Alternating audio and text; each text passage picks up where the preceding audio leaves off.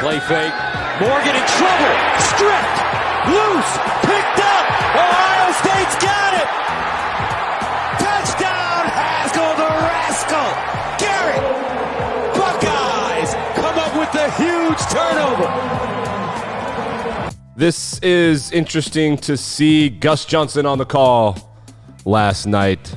That was the first big man touchdown this season. I stole that wording from Barstool Sports' Twitter account, but I love myself a big man touchdown.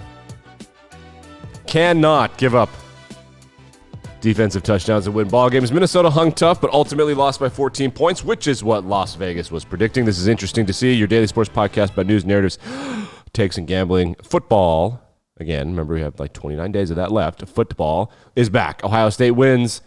Tennessee won by 38. I clapped back on Twitter or TikTok, or wait, I had a take on TikTok. People got mad at me, and they will be appropriately clapped back on. Tennessee should never be favored by 35 under any circumstances. I don't care if they're playing a high school, and they did not win by 35, but they did win. Boise State gave up a huge lead to Central Florida, and again, that game that would have been really cool 3 or 4 years ago, but it's just something that happened now. Lots to talk about. Oh, Ohio State looked kind of soft on defense to me. Minnesota's got good players. They don't have great players. They have big players. And they kind of ran it down the Buckeyes' throat. Buckeyes look super beatable to me. I don't know. I don't know that there's anybody in their schedule that can beat them, but let's get into it. Let's preview some college football. Let's talk about some college football. Let's talk about some pro football. Let's talk about some podcasts. But first, let's talk about sex, baby. My alma mater, the Ole Miss University, is in the news for a sex scandal on its softball team. Cue rolling your eyes. First of all, my school gets caught at this kind of stuff, literally always. Kind of amazing. Let's ask, hey, Nick, what do you mean get caught? You get caught. What does that mean? Well, so here are the facts as reported by, first I found this on Barstool Sports, and then I found it on the Daily Mail, and then I found it on a blog called Running Polls, which is the original site. That's right, the Daily Mail from the United Kingdom, they covered this story, which is where Barstool got it. Isn't that incredible? So here's what happened. There's 2 senior girls. They're dating on the softball team, which I am definitely positive for LGBTQ plus community, 100%. However, dating teammates, that I've been on teams. That just sounds like you're asking for trouble. But I don't know how you're going to legislate that out of anything. So they're dating, but then one girl gets a text, and then the girlfriend obviously goes through the other girlfriend's phone and finds out that the text is from the assistant coach. They've been having an affair. So then the senior girls are like, what's going on? So they're mad at the coach. They're mad at each other. I have no idea if those 2 are still dating, but I do know that the head coach at Ole Miss, who has been in hot water before for like getting mad at one of her players for making the Italian Olympic team. Oh no, why represent your country? That coach wanted to pay hush money to keep it quiet, but instead of doing that, instead of paying hush money, he offered them scholarship money, which comes from the taxpayer. So everybody found out about it. This is great. Everyone's like, yeah, there's a Title IX investigation. Title IX? There's going to be an FBI investigation. You can't bribe people. Bro, all because you couldn't keep it in your pants. This is why my school can't have anything nice. At least it's not the football team, but like fingers crossed. Last time it was the football team, and there were call girls and allegedly sorority girls and a bunch of other stuff. So that's just hilarious. I wish it wasn't hilarious, but it is hilarious. Hotty toddy indeed. All right, one more non-football story really quick. Everybody touched on this. It's going to be all over the internet. There's a dude at the U.S. Open tennis tournament. It's happening in New York right now, which RIP. The retractable roof at one of the stadiums was leaking. Like, it rained so hard from Ida that it broke through that. So, hopefully everything's going to get cleaned up. There's this guy, Stefanos Tsitsipas, which is Tsitsipas. Tsitsipas. He keeps taking long dumps, and people are getting mad at him, and they're booing him. Seriously. Like, he takes a break. He's like, I need to drop a deuce. Haha. Tennis joke. All right. With that, let's go to, that's seriously happening at the U.S. Open. Let's go to college football. Let's just run down scores. You have Google, so who cares? Buffalo, 69. Nice. Kicker mixture an extra point to keep it at 69. Utah wins over an in-state rival. App State looks good. App State, Miami looks awesome next week. I would bet App State. Don't even care what the line is.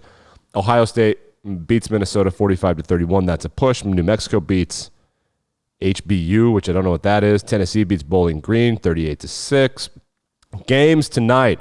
There's one I am super pumped about. Like, super pumped. No, it's not Michigan State and Northwestern. I don't want to watch the nerds beat the losers. Ooh, what does that mean? UNC Virginia Tech is going to be sweet. UNC is ranked. They have a lot of hype right now, which I don't understand. They had people drafted last year that they simply can't replace. They have a franchise quarterback at quarterback.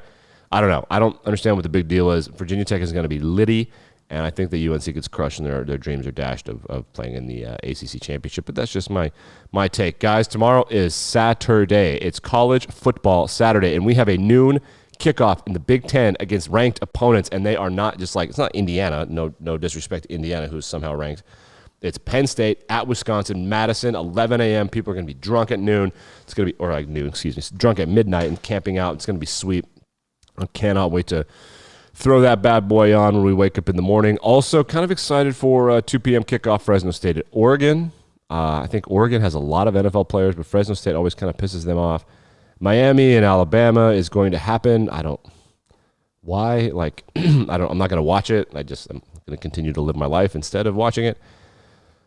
Other big games this weekend, obviously, there's the big one, which is Georgia Clemson. And so I put a lot of stock in how scouts feel about teams, is like who might get upsets here and there. There are 2 interesting storylines from the scouting world, like the NFL scouting world, about teams that maybe we should take into account. Thing number 1 is that they're like, this is actually, from a talent standpoint, Clemson's worst team in like 10 years. They have a quarterback who has the arm of God. He is significantly like stronger arm than like Josh Allen and Patrick Mahomes, at least on deep throws. DJ Uiagalelei. But apparently all the scouts are like, there's not much to see here. They have one really good wide receiver, and the rest are like freshmen, and they're like, yeah, they're actually not on our radar right now, which has not been the case for Clemson in quite some time. They've had a lot of freshmen. I mean, they developed talent, but it's kind of an interesting storyline. Georgia is always loaded. So I don't know that Georgia's going to go into Clemson and beat Clemson, but see, I can't decide whether or not to pronounce the silent P in Clemson. Clemson. Yeah, that's a problem for all of us. The other storyline is that apparently Texas A&M is loaded, like maybe better than Alabama in terms of scouting. I don't think they're going to beat Alabama, but when it comes to throwdowns, I used to feel pretty confident that a team like Ole Miss, or maybe I don't even know who they're playing from the other side, Florida or whoever, I thought that those teams might have a chance against Texas A&M. Kind of rethinking that now. This is so stupid. We have Monday off, and we're kicking off a game on Sunday night. It's Notre Dame and Florida State. I have to wake up hungover on Sunday, and I have to live my life, and then I have to stay up to 11 to watch college football, kick it off at 1 p.m. like adults. And then the next day, Louisville plays Ole Miss at 8 p.m. It is a 3-day weekend. Kick it at noon. It's Ole Miss and Louisville. It's not Alabama and Clemson. Ugh. What are we doing? College football storylines for the season. The Athletic has a cool preview thing that they, all these index, all their writers, their coverage of stuff is genuinely, it really is better than other people. Is it worth like $2.99 a month? I don't think so, but here I am. I have credentials, and they don't know about it. So they did this thing. I don't know what the methods of these data are, but here they call it the Hopometer. And so I think they polled fans and beat writers and stuff, and they're gauging optimism. And I'll bring it up for you, people. So you can see it. It's right there. There's the Hopometer. See, you want to see the red? That means it's up. That's pessimism. Who's there at the bottom? Louisville, Syracuse, Michigan, USC. Yep, sounds right. Purdue. That was strange. I thought Purdue just knew who they were. Auburn, Tennessee, Kansas, South Carolina. They are all mostly pessimistic. There are 100% optimistic schools here. Indiana, Kentucky, Ole Miss, and SMU. Indiana. Whenever there are expectations for a school like Indiana, not going to go well. Ole Miss is just rebuilding. Lane train. Found some interesting stuff. Here are the single-digit optimistic schools. TCU, Kansas State, Rutgers, Oklahoma State, Notre Dame, Washington, Virginia, Utah, Texas A&M, West Virginia, North Carolina, Wisconsin, LSU, Oklahoma, Iowa, Missouri, Oregon, Boston. Boston College has 97% optimism. Strange. I don't know that makes a ton of sense. Continue our look at some prospects from teams that maybe you want to watch. Maybe you weren't going to watch them, and maybe now you can watch them. Jalen Tolbert, South Alabama. He's a wide receiver. He's going to play football on Sundays if you want to just cruise around. Notre Dame has a couple guys. Interior offensive lineman Jaron Patterson, and, of course, they're probably the second best defensive back in the country. Kyle Hamilton, the free safety. Everybody loves him. Like, everybody loves him. Like, build your defense around him, kind of love him. We'll see. That kind of stuff usually doesn't work out. Safeties Nobody knows what makes a good safety in college versus what makes a good safety in the pros. Like, nobody can seem to figure it out. But I do like watching teams with a couple guys that are going to go pro. Like, look at this guy. He's so good. Georgia's got some awesome defenders, including edge Adam Anderson, and I think that's why they're going to be. I kind of think they're going to win now. I'm talking myself into it. I'm talking myself into Georgia over Clemson. The NFL starts next week. The first game of the year is the Dallas Cowboys visiting the Super Bowl champion Tampa Bay Bucks. The over-under is 51.5. The Cowboys are a 7.5 point underdog, going to lose by 8 points or more. Apparently, this Dak Prescott injury might be more severe than people thought. I'm staying away from that. I don't know who he is or what he is. Plus, nobody knows what the Cowboys are. There's no real betting lines on the Cowboys because there's so many freaking fans that they move the line one way or the other, so no one knows what's going on. So I just stay away from them. NFL props I want to consider. This is the last time to get in on props because very soon the way the props are going to work, and even like in-game props, like who's going to have rushing yards or whatever, once we figure out who's good and who's bad, Vegas is going to have tighter lines. Philadelphia Eagles quarterback Jalen Hurts, rushing touchdowns over under 7.5. I love the over here. He is probably their best running back. And I don't want to say that to be coy, but he was probably recruited at a similar level to Miles Sanders, the running back from Penn State. Can't tackle them both. They've got great tight ends. They have athletic, fast offensive linemen. They're starting that rugby guy who, like, his first football action was in the NFL, and he is not a pass blocker. That is a run and hit people guy. I think he's going to rush for over 665 yards, which is the over-under, excuse me, and over 7.5 yards. College football, we'll just preview some of the games and see who's favored and whatnot. Ole Miss is favored by 10 over Louisville. Notre Dame favored by 7 against Florida State. LSU, the number 16 team in the country, 3-point favorites at UCLA. What? You are kidding me. That is interesting. What does Vegas know? Just 3, huh? San Diego State favored by 31.5 against New Mexico State. Those big lines, that's where you make your money because they either know something or they don't. Texas A&M 29.5 honestly does not seem like enough. 30-point favorites against Kent State. Clemson is a 3-point favorite against Georgia. I think I made myself clear.